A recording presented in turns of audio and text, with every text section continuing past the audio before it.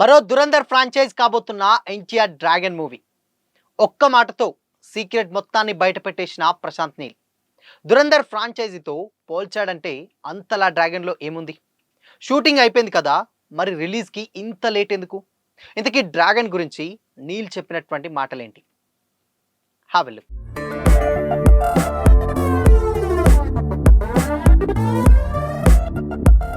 Hi, hello, welcome to Disha TV. Young tiger NTR most violence director Prashanth Neel కాంబోలో రాబోతున్న movie dragon. ఈ cinema ఇప్పటికే దేశవ్యాప్తంగా భారీ అంచనాలు సృష్టిస్తుంది.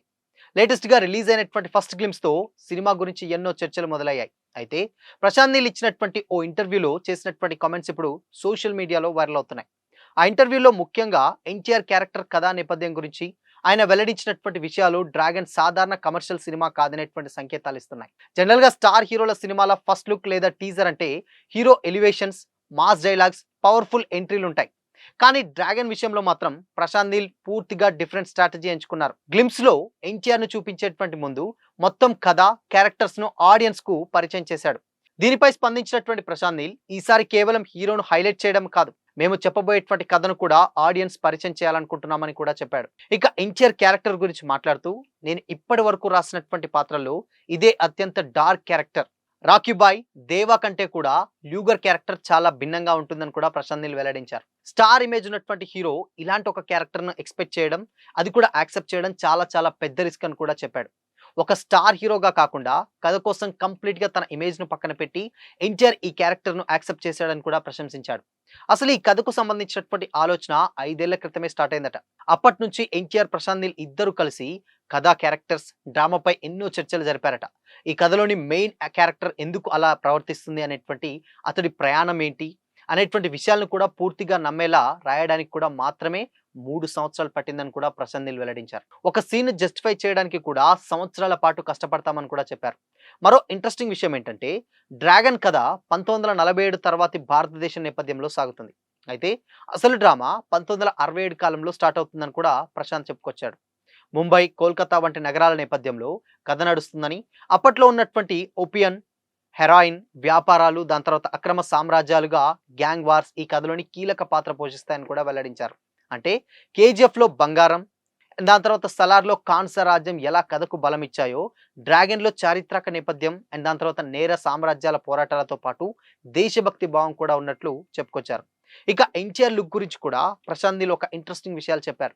ఫస్ట్ ఈ క్యారెక్టర్ కోసం కొద్దిగా బరువు తగ్గమని మాత్రమే చెప్పారని, కానీ ఎన్టీఆర్ మాత్రం దాన్ని ఛాలెంజింగ్ గా తీసుకొని ఏకంగా 15 కిలోలకు పైగా బరువు తగ్గాడని కూడా తెలిపారు. 4 నెలల పాటు కఠినమైనటువంటి డైట్, ట్రైనింగ్ ఫాలో అయ్యాడని కూడా, అతడి అంకిత భావం చూసి కూడా కుటుంబ సభ్యులు కూడా ఆశ్చర్యపోయారని కూడా చెప్పారు.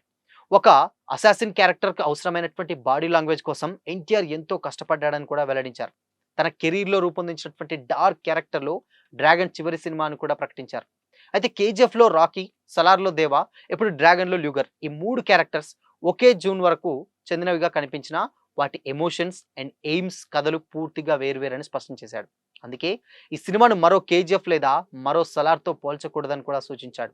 ఇలా మొత్తంగా చూస్తే డ్రాగన్ కేవలం యాక్షన్ సినిమా మాత్రమే కాదని, డ్రామా, చారిత్రక నేపథ్యం, నేర సామ్రాజ్యాలు, దేశభక్తి, ఎమోషన్స్, రాజకీయ శక్తుల మధ్య పోరాటాలు లాంటి అంశాలతో రూపొందుతున్నటువంటి సినిమా అని కూడా తెలుస్తుంది. దాదాపు ఇలాంటి కథతో వచ్చినటువంటి దురంధర్ 1 అండ్ దురంధర్ 2 సినిమాలు ఇండియన్ బాక్స్ ఆఫీస్ ను షేక్ చేసి పలు రికార్డులను క్రియేట్ చేసిన విషయం తెలిసిందే. అయితే ఈ సినిమాను వచ్చే సంవత్సరం జూన్ 11న రిలీజ్ చేయనున్నట్లుగా కూడా మేకర్స్ అఫీషియల్ గా అనౌన్స్ చేశారు.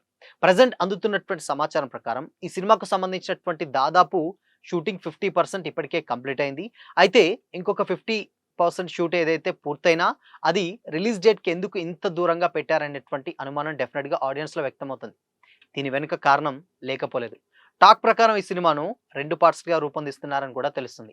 ఆ 2 పార్ట్స్ల షూటింగ్ ను ఒకే టైం కంప్లీట్ చేసుకున్నటువంటి కారణంగానే పోస్ట్ ప్రొడక్షన్ అండ్ ప్లానింగ్ కోసం ఎక్కువ టైం తీసుకుంటున్నట్లుగా కూడా సమాచారం. అందుకే 2027 జూన్ 11న ఫస్ట్ పార్ట్ ని రిలీజ్ చేయాలని, రెండో పార్ట్ ను కూడా ఆ తర్వాత తక్కువ గ్యాప్ లోనే వచ్చేలా ప్లాన్ చేస్తున్నట్లు కూడా తెలుస్తుంది. ఇక లేటెస్ట్ గా రిలీజ్ అయినటువంటి ఈ మూవీ గ్లిమ్స్ వీడియో ఏదైతే ఉందో అది ఆడియన్స్ ను విపరీతంగా ఆకట్టుకుంది. దీంతో తారక్ ఫ్యాన్స్ తో పాటు జనరల్ ఆడియన్స్ లో కూడా ఈ సినిమాపై ఎక్స్పెక్టేషన్స్ ఒక రేంజ్ లో ఉన్నాయి. ఇలా ఎలిమెంట్స్ అన్ని చూస్తుంటే డ్రాగన్ మరో దురంధర్ లాగా సంచలనంగా సృష్టిస్తుందా, లేక ఎన్టీఆర్ కెరీర్ లో ఒక కొత్త చరిత్ర సృష్టిస్తుందా అనేది డెఫినెట్ గా చర్చనీయాంశంగా మారింది. ఇక ఈ సినిమా రిలీజ్ తర్వాత ఎలాంటి రికార్డ్స్ క్రియేట్ చేస్తాయో వెయిట్ చేయాల్సిందే. అండ్ ఇంకొక విషయం ఏంటంటే ఇక్కడ 'దురంధర్‌ని' పోల్చడానికి కూడా సేమ్ స్ట్రాటజీ ఇక్కడ నీల్ కూడా దీనికి వర్కౌట్ చేస్తున్నట్టు తెలుస్తుంది.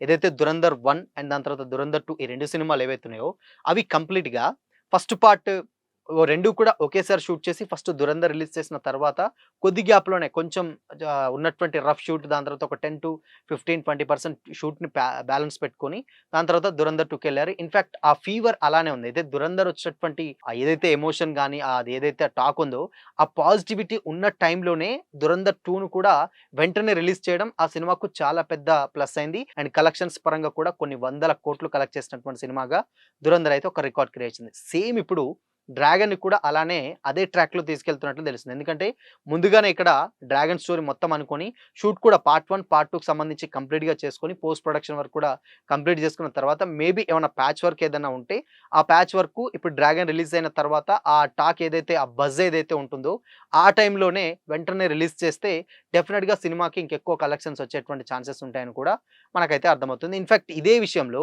మనం మాట్లాడుకుంటే 'ఎన్టీఆర్' సినిమాలలో ఇలా చేయకుండా ఉన్నటువంటి ఒక సినిమాకి చాలా పెద్ద లాస్ అయింది. ఇదంటే 'దేవరా పార్ట్ 1'. 'దేవరా' మనందరికి తెలుసు. 'దేవరా' రిలీజ్ అయిన తర్వాత చాలామంది చాలా కామెంట్స్ చేశారు. అంటే ఏంటి నెక్స్ట్ స్టోరీ ఏంటి? ఎలా ఉండబోతుంది? ఏంటి? అని కూడా చాలా రకరకాలైన కామెంట్స్ వచ్చాయి. అండ్ ఇన్‌ఫాక్ట్ అనుకున్న దానికంటే సినిమా కలెక్షన్స్ పరంగా ఎక్కువొచ్చాయి. కానీ ఇప్పుడు 'దేవర 2' పరిస్థితి ఏంటి అంటే ఎవరికైనా అర్థం కాని సిట్యుయేషన్ అనే చెప్పాలి. ఎందుకు? ఇప్పుడు ఆల్రెడీ 'ఎన్టీఆర్' మొన్నటిదాకా 'వార్ 2' చేశాడు. 'వార్ 2' కొంచెం డిజాస్టర్ అయింది.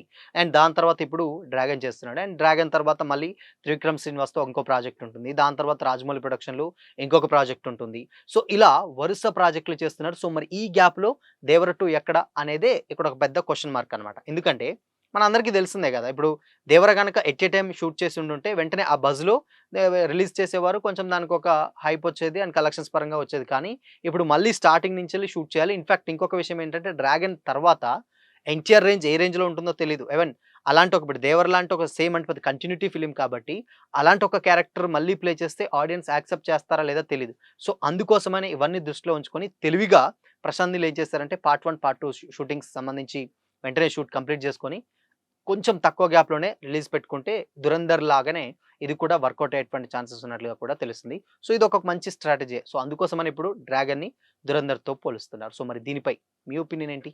కామెంట్ చేయండి.